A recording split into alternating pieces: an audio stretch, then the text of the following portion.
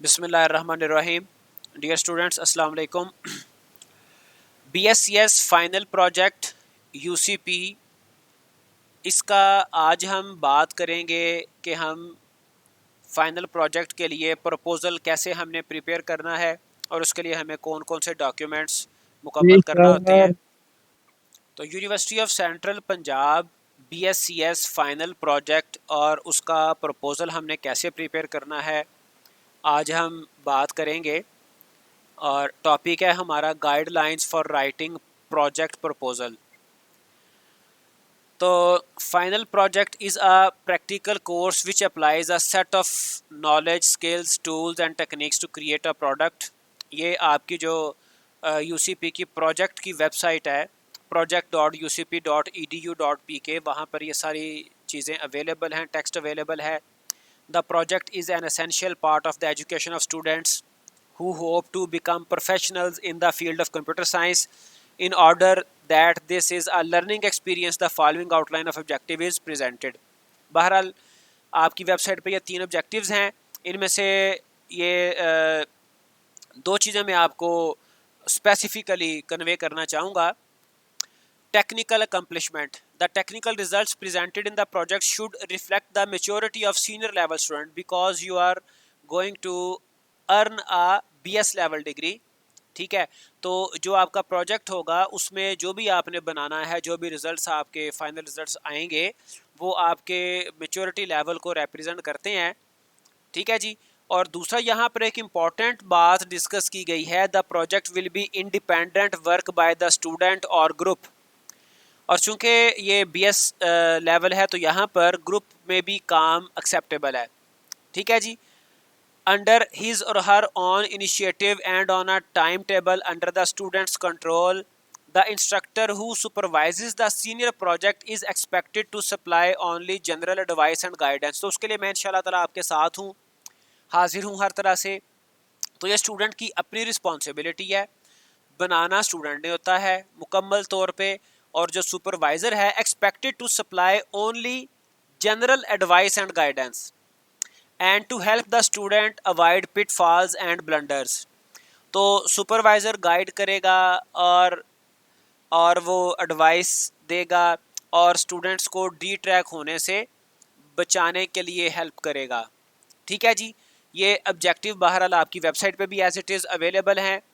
तो मैं straight away अब मूव करता हूँ कि आपने प्रोजेक्ट प्रपोजल में कैसे उसको प्रिपेयर करना है। सबसे पहले एक फॉर्म है जो कि वेबसाइट पे अवेलेबल है, मैंने डाउनलोड कर लिया था। ठीक है। और ये वो फॉर्म है आपके सामने है। तो जिसको कहा गया, फॉर्म को कहा गया जी project group allocation form, form for project and group allocation. तो ये हर ग्रुप ने ये फॉर्म फिल करना है। मैंने थोड़ा सा चंद चीज़ें सिर्फ यहाँ पे गाइड करने के लिए आपको यहाँ पे फिल की हैं। आपका जो भी, चूँकि थीसिस तो नहीं है आपका, इसलिए हम यहाँ से थीसिस को रिमूव कर देंगे। प्रोजेक्ट टाइटल आपका जिस चीज़ का जो भी टाइटल है वो आप यहाँ पे लिख लेंगे। Online grocery and delivery management system, मैंने ये एक फ़र्जी सा नाम प्रोजेक्ट का लिख लिया। आपका जो लेवल है BS, इस पर आप टिक कर देंगे। और बिल्कुल बेसिक सी डिस्क्रिप्शन 3-4 लाइंस में, कोई 2 सेंटेंसेस में, clients or users can order grocery from home and it will delivered at their home within no time। ठीक है जी। तो ये मैंने फर्जी सा लिखा है, सिटी शेखुपुरा ओनली। उसके बाद ये जो टूल्स आपने यूज़ करने हैं वो आप यहाँ पे लिख देंगे। चूँकि हम यहाँ पर टूल्स यूज़ कर रहे हैं HTML, CSS, JavaScript, PHP, MySQL, ये फॉर्म मैं आपको सेंड भी कर दूँगा आज ही। फिर उसके बाद आपने ये स्टूडेंट्स ने, अगर आपके 3 का ग्रुप है, 4 का है, जितने का भी ग्रुप है वो आपने आपका तकरीबन 4-4 का ग्रुप है, तो सबसे पहले रजिस्ट्रेशन नंबर, अपना नाम, ईमेल आईडी, कॉन्टैक्ट नंबर और CGPA जो आपका प्रीवियसली रहा है। ठीक है। और सिग्नेचर, ये ग्रुप के हर मेंबर ने ये फिल करना है। उसके बाद एडवाइज़र्स कॉन्सेंट या फिर एग्रीमेंट क्या है जी। एडवाइज़र कहता है जी, या मैं अपनी बात करता हूँ, I mister Irfan Shahzad am willing to guide the students in all phases of above mentioned project as advisor or supervisor. I have carefully seen the title and description of the project and believe that it is of an appropriate difficulty level for the number of students named above। ये जो यहाँ पे 3-4 students के नाम लिखे होंगे, ठीक है। और उसके बाद ये नोट एक लिखा हुआ है, यहाँ पर मैं अपना नाम डेट साइन कर दूंगा। Adviser can't be changed without prior permission of the manager projects and the duration for completion of research project और थीसिस चूँकि आपका नहीं है, आपका तो प्रोजेक्ट है। एनीवे प्रोजेक्ट के लिए भी 1 ईयर अप्रॉक्सीमेटली टाइम है from the date of registration of research project, ठीक है। तो हम ऑलरेडी तकरीबन 2 मंथ लेट हैं, ठीक है जी। Anyway it's not a big deal, तो मैनेज हो जाएगा इंशाल्लाह ताला। तो ये आपने फॉर्म एक फिल करना है और उसके बाद ये ऑफिस के एंड पे है, नीचे वाले जो बॉक्सेस हैं ऑफिस यानी कि जो भी मैनेजमेंट है वो इसको फिल करेगी। तो ये आपका एक फॉर्म है प्रपोज़ल के लिए, और एक प्रपोज़ल टेम्पलेट है जिसको हम डिस्कस करते हैं डिटेल में। अच्छा, गाइडलाइंस फॉर राइटिंग, इसमें attachment of project and group allocation form वो मैंने आपको बता दिया। Attach the project approval form duly signed by the adviser for the final approval by the project manager. तो यही फॉर्म जो डिस्कस किया ये आपने फिल करना है, और ज़ाहरी बात है अपने एडवाइज़र से यानी कि मुझसे साइन करवा लेंगे आप। और उसके बाद ये मैनेजमेंट में वहाँ पर चूँकि यूसीपी मेन कैंपस पे तो उनका एक बाकायदा से डिपार्टमेंट होगा ना प्रोजेक्ट को मैनेज करने के लिए, वहाँ पे कोई प्रोजेक्ट मैनेजर होगा, उसको सबमिट करेंगे। यहाँ पर हम अपने ऑफिस में सबमिट करवा देंगे, ठीक है। और उसके बाद recommendation bye 2 other faculty members of UCP faculty of IT. तो ये भी एक फॉर्मेलिटी है कि आपने अपने प्रोजेक्ट को 2 फैकल्टी मेंबर से उनसे रिकमेंडेशन भी उसकी लेनी है। तो ये आपके प्रपोज़ल वाला जो टेम्पलेट है उसके ऊपर रिकमेंडेशन के लिए स्पेस अवेलेबल है। Get your proposal recommended by 2 faculty members. तो हम यहाँ पे अपनी फैकल्टी, यहाँ पे जो टीचर्स हैं उनमें से किसी से वो रिकमेंड करवा लेंगे। Get the signature of रिकमेंडर्स on all pages of proposal. तो प्रपोजल के हर पेज पर जो रिकमेंडर्स हैं उनके साइन आ जाएंगे, ठीक है। और फिर project advisor, propose the name of your project advisor, definitely वो आप मेरा नाम ही प्रपोज करेंगे। Who shall be giving your project regular supervision and support, ठीक है जी। In most cases advisor is considered to be expert in the relevant field. You must discuss your proposal with the potential advisor and get his return consent. ज़ाहिर बात है मैं sign कर दूंगा, ठीक है।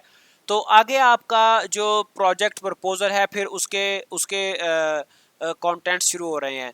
तो मैं आपको प्रोजेक्ट प्रपोजल वाली फ़ाइल भी आपके साथ थोड़ा शेयर कर लूँ ताकि आपको ज़रा आइडिया हो जाए। जैसे ये देखें, ये वही टेम्पलेट है जो कि वेबसाइट के ऊपर मौजूद है। यहाँ पर मैंने दो तीन चीज़ें चेंज की हैं। यहाँ पर मैंने एक फ़र्ज़ी नाम प्रोजेक्ट का लिख दिया, और सेशन आपका गालिबन 2017 ही है वो लिख दिया। और फिर आपने जब अब हर ग्रुप ने जब ये फिल करना है तो आप अपने प्रोजेक्ट का नाम लिखेंगे, इधर अपना सेशन जो भी आपका है, आपका एनरोलमेंट जब हुई थी वो लिख देंगे, टर्म अपनी। फिर जो आपके स्टूडेंट्स जो ग्रुप्स हैं 1 2 3 4 जितने जितने भी हैं, पहले रजिस्ट्रेशन नंबर आएगा, फिर नाम आ जाएगा, ठीक है जी। तो ये आपका टाइटल पेज है। उसके बाद यहाँ पर हेडर में आप अपने प्रोजेक्ट का नाम लिख लेंगे, डबल क्लिक करेंगे तो यहाँ पे आप इसको एडिट कर सकते हैं, अपना प्रोजेक्ट का नाम लिखें। फिर प्रोजेक्ट टाइटल, अब ये सारी डिटेल्स हम वो पीडीएफ उस पर पावर पॉइंट स्लाइड्स पे डिस्कस कर लेते हैं, लेकिन सिर्फ मैं आपको दिखाना चाह रहा हूँ।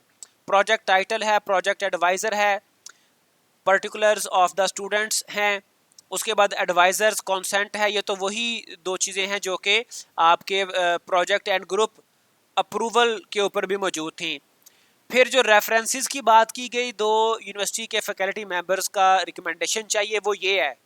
Reference 1, I have carefully read the project proposal and feel that the proposal project is useful one and of a sufficient difficulty level to justify a 1-year workload of above mentioned students। तो यहाँ पर faculty के किसी teacher faculty member से हम यहाँ पे sign वगैरह डेट के साथ ले लेंगे, रेफरेंस 1 रेफरेंस 2, ठीक है। उसके बाद आपके प्रोजेक्ट के जो कंटेंट्स हैं वो यहाँ से स्टार्ट हो रहे हैं। एब्स्ट्रैक्ट है, क्लियर स्टेटमेंट ऑफ प्रॉब्लम है, ऑब्जेक्टिव्स हैं, मोटिवेशन है, इंट्रोडक्शन एंड बैकग्राउंड है, रिलेटेड वर्क है, प्रोजेक्ट प्लान स्केड्यूल है, रिसोर्सेज रिक्वायर्ड और मिसलिनियस और रेफरेंसेस। तो ये कुछ आपके प्रपोजल में हेडिंग्स आएंगी और प्रपोजल के हर हर पेज पे ये जो 2 रिकमेंडर्स होंगे उनके साइन आ जाएंगे। अब आप मुझे ये बताएं जी। अच्छा जी बेटा, सर। वो 2 फॉर्म मैंने आपके साथ डिस्कस कर ली हैं, तो प्रोजेक्ट एडवाइज़र और प्रोजेक्ट टाइटल। अब जो आपका प्रॉपर प्रपोजल है उसमें सबसे पहले आपका प्रोजेक्ट टाइटल आता है। गाइडलाइंस उस टेम्पलेट में भी मौजूद हैं, वही मैंने यहाँ पे सेम एज यहाँ पे ऐड की हैं। Write down the brief project topic in 4 to 5 words. तो तकरीबन इतने वर्ड होते हैं। However the topic should not be ambiguous और वेरी जनरल। तो उसमें कोई ना कोई करने वाला काम डेवलपमेंट होनी चाहिए। जैसे मैंने एक लिखा था जो है फर्जी सा project in grocery and delivery management system. तो इसी तरह से आपने अपने प्रोजेक्ट का नाम लिख लेना है उसी टेम्पलेट में। उसके बाद एडवाइज़र, अपने एडवाइज़र का नाम लिख देंगे, वो डेफिनेटली मेरा नाम आ जाएगा। उसके बाद आपका है पर्टिकुलर्स ऑफ द स्टूडेंट। इसमें कोई ऐसी टेक्निकल बात नहीं है। आप अपने registration number, full name, CGPA, signature वगैरह लिख देंगे। और उसके बाद नेक्स्ट टॉपिक है आपका एडवाइज़र्स कॉन्सेप्ट। तो इस पे मेरा नाम आएगा और मेरा ईमेल एड्रेस ये लिखा हुआ है। आप यही लिखेंगे, ईमेल एड्रेस कैपिटल्स में लिखना है ये, ठीक है जी। और यहाँ मैं साइन कर दूंगा। और उसके बाद आपका आ जाता है नेक्स्ट टॉपिक एब्स्ट्रैक्ट का। अब एब्स्ट्रैक्ट क्या होता है? Abstract gives the summary of your project. ये पूरे प्रोजेक्ट की एक समरी होती है। You should focus on the problem description, methodologies to be used and the result to be acquired. अब इसमें देखें, जो इन्होंने 3 चीज़ें ख़ास तौर पे कही हैं। एक है प्रॉब्लम डिस्क्रिप्शन। अगर मैंने यहाँ पर जो प्रोजेक्ट का नाम है, अगर उसी की बात करें, online gross and delivery management system, तो उसमें हम हमारी प्रॉब्लम डिस्क्रिप्शन ये है कि नाउ अ डेज जो हमारे पीपल हैं, जो मेन हैं, वो अपनी जॉब कारोबार के सिलसिले में बिज़ी होते हैं और घर पे सब्ज़ी वगैरह लाने के लिए, इस तरह की चीज़ें लाने के लिए कोई प्रॉपर बंदोबस्त सम टाइम नहीं होता। तो जो घर पे जो लोग मौजूद हैं, कोई भी पर्सन या फिर बाज़ार में, मतलब कि अपनी जॉब पे, कारोबार पे मौजूद है, कोई बंदा जॉब पे मौजूद है, वो हमारे ऑनलाइन सिस्टम को यूज़ करेगा, बुकिंग करेगा, ठीक है जी। पेमेंट कैश ऑन डिलीवरी वगैरह, उसमें 2-3 जो मेथड हैं वो रखे जा सकते हैं। और एड्रेस देगा, जिस एड्रेस पे कोई ग्रॉसरी वगैरह कोई डिलीवर करवानी है, जो भी चाहिए वो यहाँ पे उसकी क्वांटिटी वगैरह जो भी है वो बता देगा और घर पे वो उसकी डिलीवरी हो जाएगी। तो आपका भी जो भी प्रोजेक्ट है, आपने उसकी प्रॉब्लम डिस्क्रिप्शन लिखनी है एब्स्ट्रैक्ट में। और ये इसको पूरा, इसमें कुछ सफ़े नहीं लिखने होते। एब्स्ट्रैक्ट का मैं आपको बताता हूँ, ये तकरीबन है आपका तकरीबन 350 वर्ड्स पे मुकम्मल हो जाना चाहिए। यानी कि आपने प्रॉब्लम डिस्क्रिप्शन एक लाइन में, एक सेंटेंस तकरीबन लिखना होती है। मेथोडोलॉजी आप इसको मुकम्मल करेंगे डेफिनेटली। हमने जो HTML, CSS, JavaScript, PHP, MySQL ये टूल्स यूज़ करने हैं। ये आपका front end, back and databases उसमें आएंगी। तो ये आपका डेवलपमेंट प्रोजेक्ट है, तो उसको आप यूज़ करेंगे। कोई ना कोई सॉफ्टवेयर डेवलपमेंट लाइफ साइकिल को फॉलो करेंगे, कोई डेवलपमेंट टेक्निक्स यूज़ करेंगे, ठीक है। और उसके रिजल्ट्स क्या होंगे? इसमें डेफिनेटली एक हमारा वर्किंग प्रोडक्ट एक वेब, ठीक है, जो कि जो भी आपका सिस्टम है वो उसके ऊपर ऑपरेट होगा। Make sure it does not turn out to introduction और background but summarises the whole proposal. तो ये आपका कोई किसी सिर्फ प्रोजेक्ट का इंट्रोडक्शन नहीं है, बल्कि पूरा जो आपका प्रोजेक्ट है ना, उसको वो समराइज कर रहा है, ठीक है जी। मुकम्मल प्रपोजल, उसमें मुकम्मल प्रोजेक्ट की चीज़ें समराइज करते हैं एब्स्ट्रैक्ट में। तो ये तकरीबन 350 वर्ड्स का एब्स्ट्रैक्ट आपका आ जाएगा, जिसमें आप अपने प्रॉब्लम स्टेटमेंट, मेथोडोलॉजी, रिजल्ट वगैरह लिखते हैं। अच्छा, एब्स्ट्रैक्ट के बाद आ जाता है अगला topic, clear statement of the problem. Statement of the problem में देखें, यहाँ पर हमने प्रॉब्लम डिस्क्रिप्शन लिखी थी एक सेंटेंस में, एक जुमले में। यहाँ पर स्टेटमेंट ऑफ द प्रॉब्लम में आप उसको फैला देंगे, ज़्यादा डिटेल में लिखेंगे। मतलब ये कि जितना आपका कंप्लीट एब्स्ट्रैक्ट था 350 वर्ड्स में, आप इसको ज़्यादा लिख सकते सकते हैं, 2 पैराग्राफ में आप इसको प्रॉब्लम को डिफाइन कर सकते हैं। अगर उसी की ऑनलाइन ग्रॉसरी स्टोर की बात करें, डिलीवरी सिस्टम की बात करें, तो वहाँ पे आप बताएंगे कि क्यों आप ये प्रोडक्ट बनाना चाह रहे हैं। ठीक है, तो यहाँ पे आप क्वेश्चन क्या लिख सकते हैं, क्वेश्चन यहाँ पे क्या आ सकता है, क्वेश्चन यहाँ पे आ सकता है कि जैसे मैं यहाँ पे नोटपैड ओपन करके यहाँ पे आपको एक क्वेश्चन लिख के बताता हूँ। if men are busy at job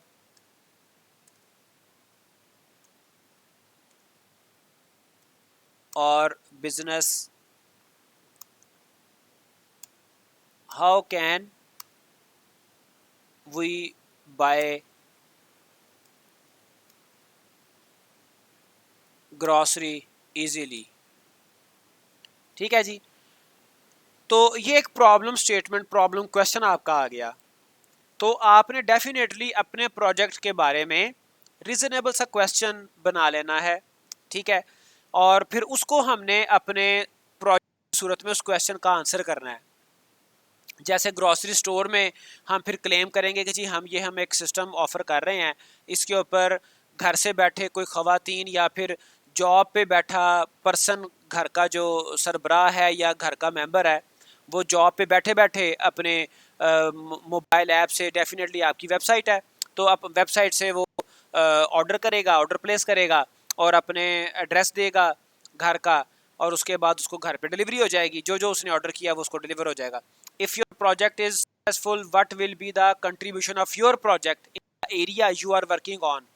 तो हमारा एरिया जो भी होगा, जैसे यहाँ पर प्रोजेक्ट है तो उसमें आपकी कंट्रीब्यूशन क्या है, वो आपकी कंट्रीब्यूशन यहाँ पर चूंकि डेवलपमेंट प्रोजेक्ट है तो आप एक वर्किंग प्रोडक्ट, एक वर्किंग वेबसाइट आप ऑफर करेंगे, वो आपकी at the end of project वो बन जाएगी। ठीक है जी, जिसको डेफिनेटली फिर सुपरवाइजर वगैरह उसको चेक करेंगे, देखेंगे। तो ये आपकी स्टेटमेंट ऑफ प्रॉब्लम आ गई। उसके बाद अगला टॉपिक है objectives. Objectives are the final results to be achieved after the completion of your project. Objective must be spelled out explicitly. तो ये आप ऑब्जेक्टिव लिखने हैं, इसको आप डेफिनेटली कुछ शायद बुलेट्स में नंबरिंग में लिख देंगे कि हम ये ऑब्जेक्टिव अचीव करेंगे। तो वो बहरहाल आपने जो जो पहले हमने डिस्कशन की थी, जो आपके हाई लेवल कंपोनेंट्स हैं वो यहाँ पे आ सकते हैं, वो यहाँ पे आएंगे। ठीक है, तो achievable in the stipulated time period, do not be too ambitious कि हम ये भी कर लेंगे वो भी कर लेंगे, हम कोई लंबी चौड़ी प्रपोजल नहीं बनाना।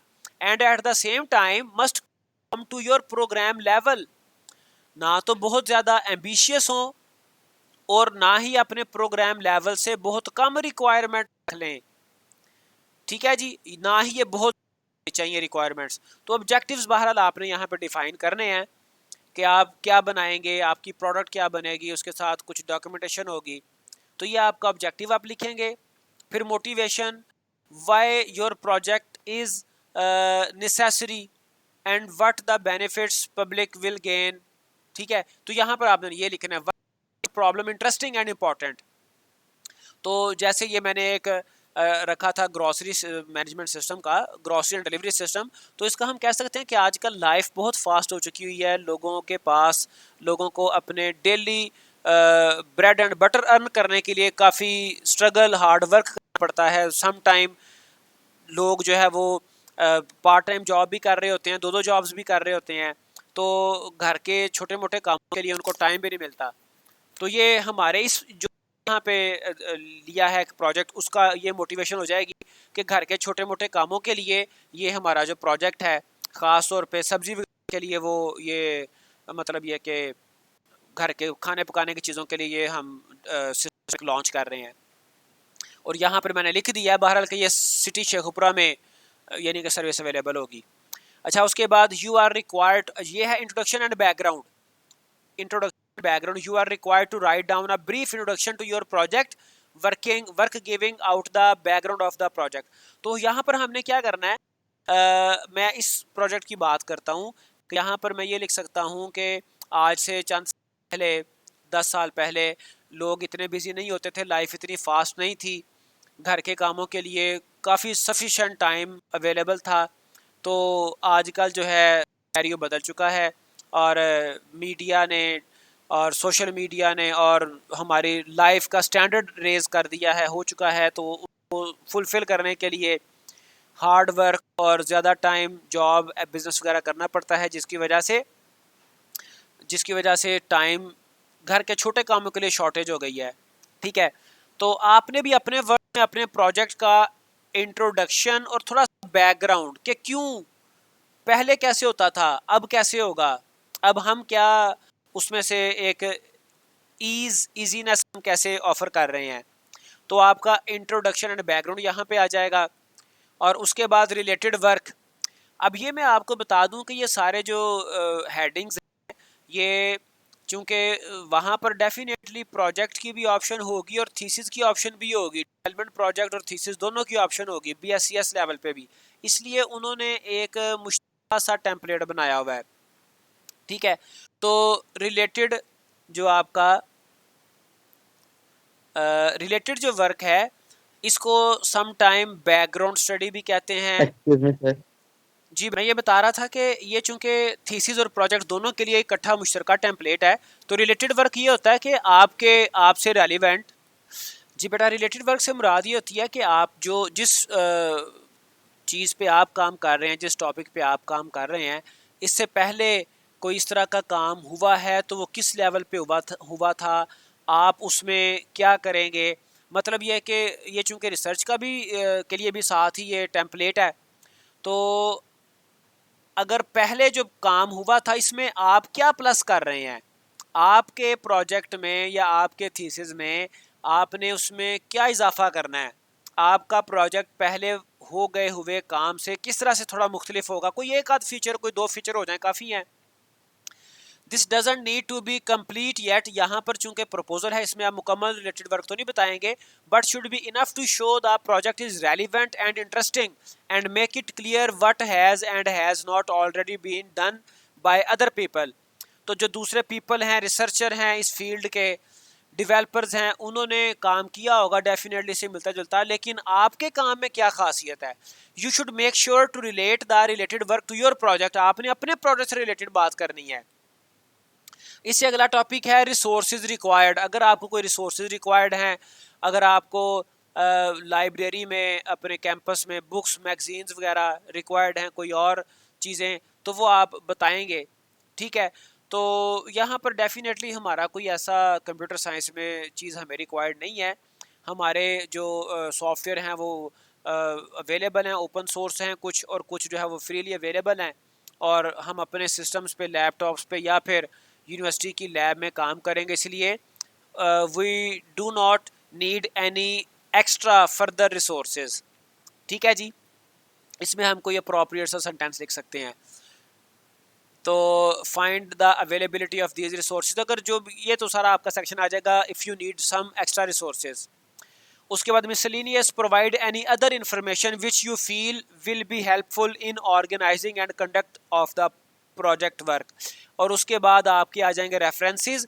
अब रेफरेंसेस का ताल्लुक भी आम तौर पे रिसर्च वर्क के साथ होता है, थीसिस के साथ होता है। हमारा डेवलपमेंट प्रोजेक्ट है, तो इसमें हम अपने रेफरेंस वाली जो ये है हेडिंग, इस पे भी, इसको भी हम लीव कर सकते हैं, छोड़ सकते हैं। तो जो अभी एक सुजेशन आई थी, बड़ी अच्छी सुजेशन है कि जो आपका टेम्पलेट है इसका यूसीपी ने इशू किया हुआ है, उसी को ज़रा फिल करके थोड़ा एग्जांपल के तौर पे, केस स्टडी के तौर पे दिखा दें। तो चले, मैंने ये कुछ चीज़ें तो फिल की हुई थी। ये टाइटल पेज पे आपका अपना प्रोजेक्ट का नाम आ जाएगा, आपका टर्म आ जाएगी, गालिबन 2017 ही है आपका, फाल 2017, और ये इसी तरह से लोगो आ जाएगा, और उसके बाद स्टूडेंट्स के नाम आ जाएंगे। ठीक है, अब यहाँ पे डेफिनेटली आप अपने नाम, ये तो कोई ऐसा टेक्निकल काम है ही नहीं, आप अपने रजिस्ट्रेशन नंबर और नाम लिख लेंगे, और उसके बाद ये आपका टाइटल पेज हो गया मुकम्मल। उसके बाद आ गया प्रोजेक्ट टाइटल। यहाँ पर सिर्फ आपने प्रोजेक्ट का नाम लिखना है। तो it is also very easy to write the name of your project. इसमें भी कोई ऐसी टेक्निकल बात नहीं है। एडवाइज़र का नाम आ गया जो भी है, तो आप ज़ाहिर बात है मेरा नाम ही लिखेंगे एडवाइज़र में। उसके बाद फिर आ गए पर्टिकुलर्स ऑफ स्टूडेंट, ये भी आप लिख लेंगे। Adviser consent, it also has no any technical complexity. Reference 1, reference 2। तो मेजर काम आपका शुरू हो रहा है एब्स्ट्रैक्ट से। Abstract gives the summary of your project, ये हम डिस्कस कर चुके हैं। अब हमने online grocery and delivery system के बारे में उसका एब्स्ट्रैक्ट लिखना है, ठीक है। अब एब्स्ट्रैक्ट बेटा मैंने आपको बता दिया है कि एब्स्ट्रैक्ट में आप अपने ओवरऑल प्रोजेक्ट की 3 चीज़ें लिखते हैं, ठीक है। अगर मैं इसको ये रहने दूं ताकि अगर जहाँ पे मुझे चीज़ें रिवाइज करनी पड़े, चूँकि मैंने यही टेक्स्ट स्लाइड्स पे भी यूज़ किया हुआ है। 3 चीज़ें कौन कौन सी लिखते हैं? प्रॉब्लम डिस्क्रिप्शन, ठीक है, मेथडोलॉजी और रिजल्ट्स, ठीक है, ये आपने लिखना होती हैं। तो मैं यहाँ पे लिखूँगा एज, ये बिल्कुल मैं ये नहीं कि कोई पहले से कोई मेरे पास वर्डिंग नहीं है, मैं अपने तौर पे लिख रहा हूँ। तो आपने थोड़ा सा ब्रेनस्टॉर्मिंग करके सोच समझ के अप्रोप्रिएट रीजनेबल वर्डिंग चूज करके लिखना है। As all of us now that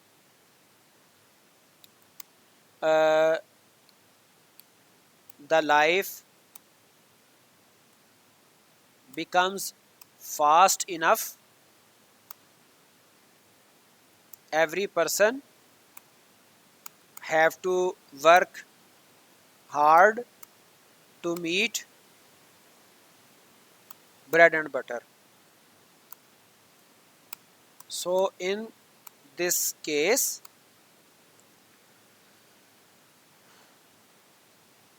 small household, small की जगह पे कोई appropriate word और यूज़ किया जा सकता है।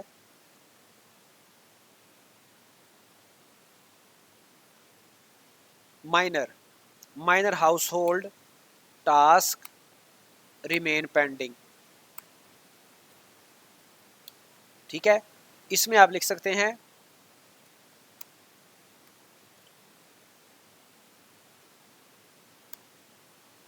Grocery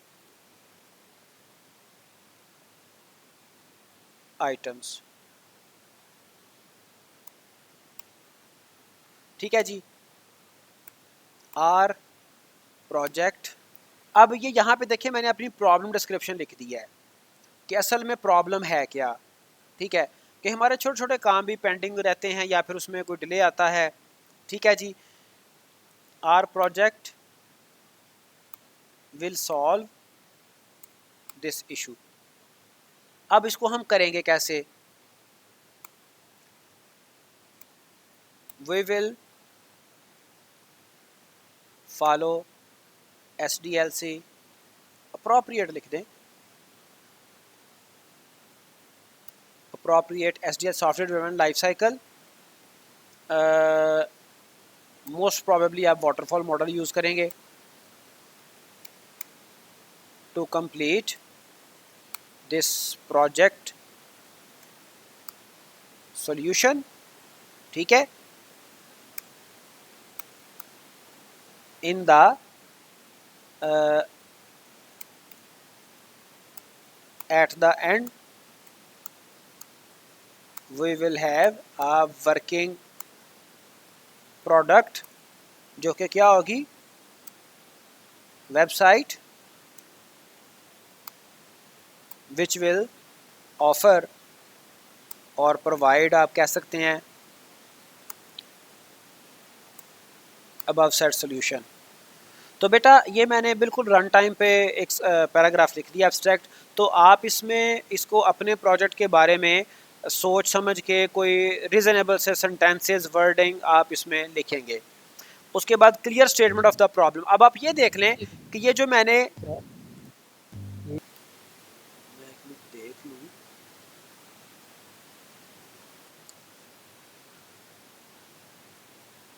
Y is your problem interesting and important. अब ये क्यों इंटरेस्टिंग है और इम्पॉर्टेंट क्यों है, इसकी आपने रीजंस लिखनी है। तो इस प्रोजेक्ट में मोटिवेशन क्या है? इसमें डेफिनेटली मोटिवेशन ये है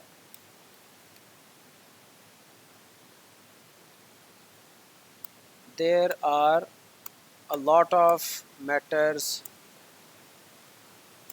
which we can delay, but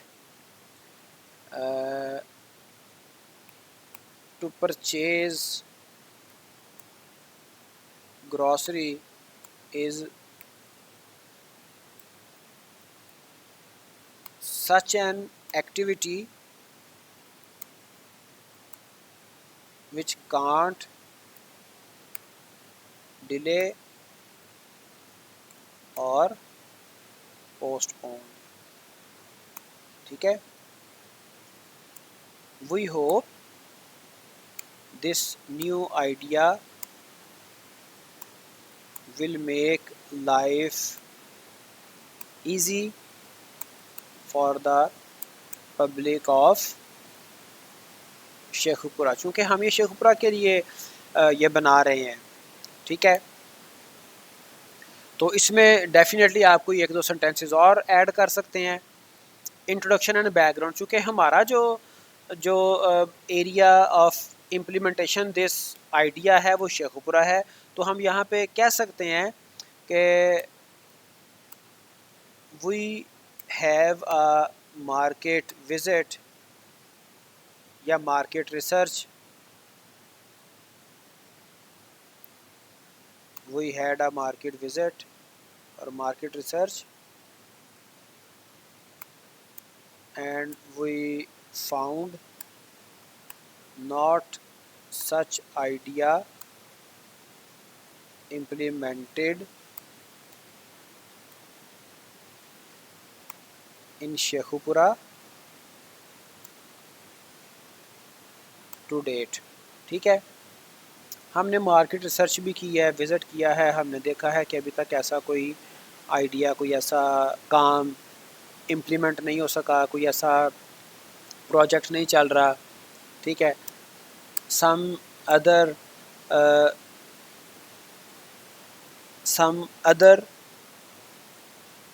relevant projects are running there। कौन कौन से? एज फूड पांडा, क्या नाम है उसका, food Panda.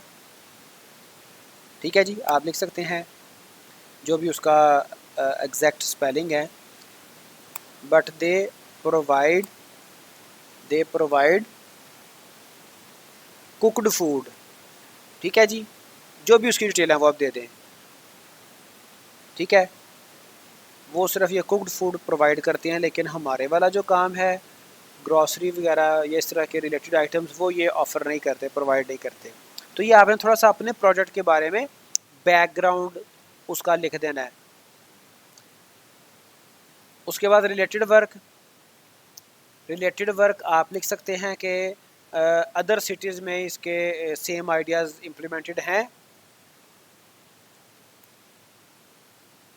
This concept is, ये मैं आपको पहले बता चुका हूँ कि ये जो आपका, क्योंकि मैंने इसको ना जो एक्चुअल आपका था ना डॉक्यूमेंट, उसको चेंज किया है, अदरवाइज़ हर जगह पे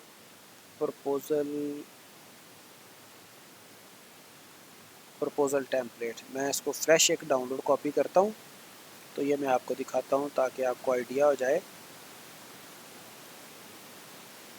ये चूँकि मैंने फ्रेश कॉपी डाउनलोड की है, तो इसमें आप जगह जगह पे देख सकते हैं।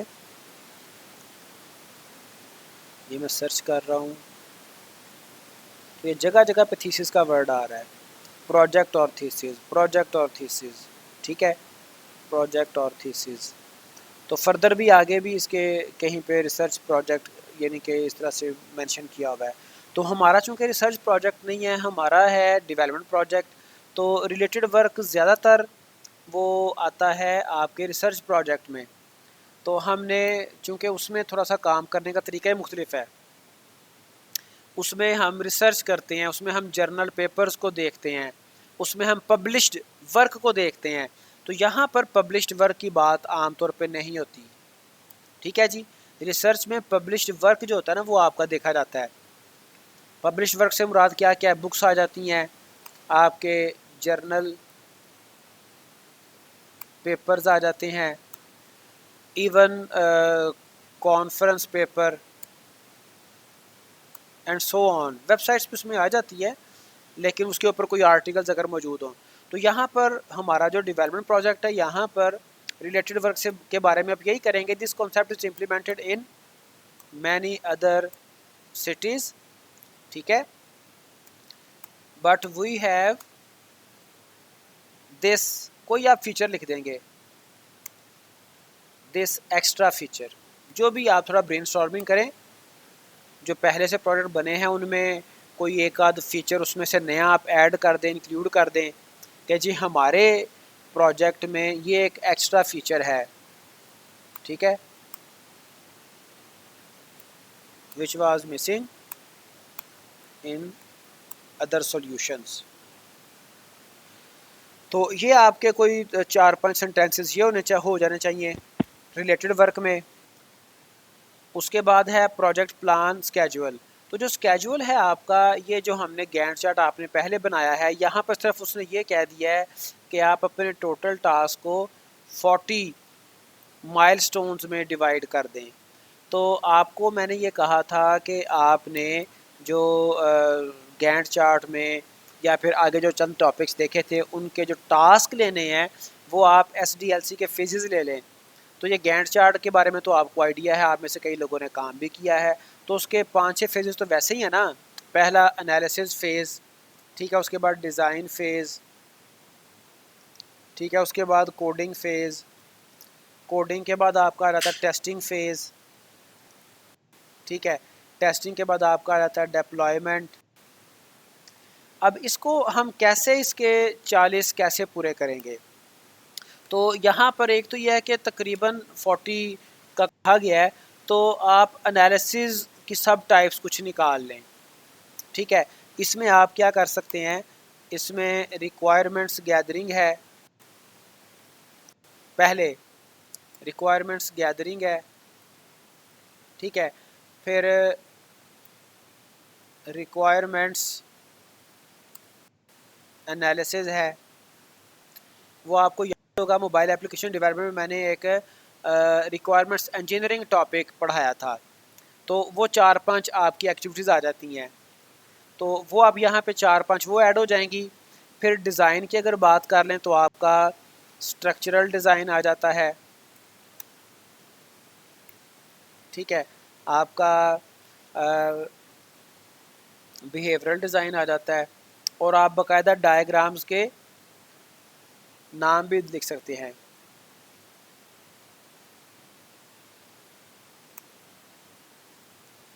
जैसे आपने लिख दिया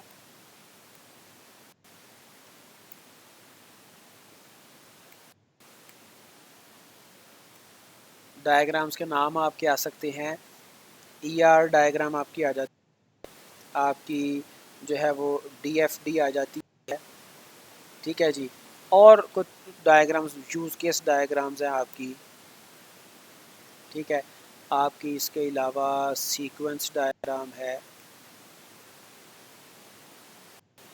आपकी इसके अलावा DB डेटाबेस डायग्राम है। तो फिर कोडिंग में आपका आ जाएगा, कोडिंग को तो अगर आप ना भी डिवाइड करें तो इशू नहीं है।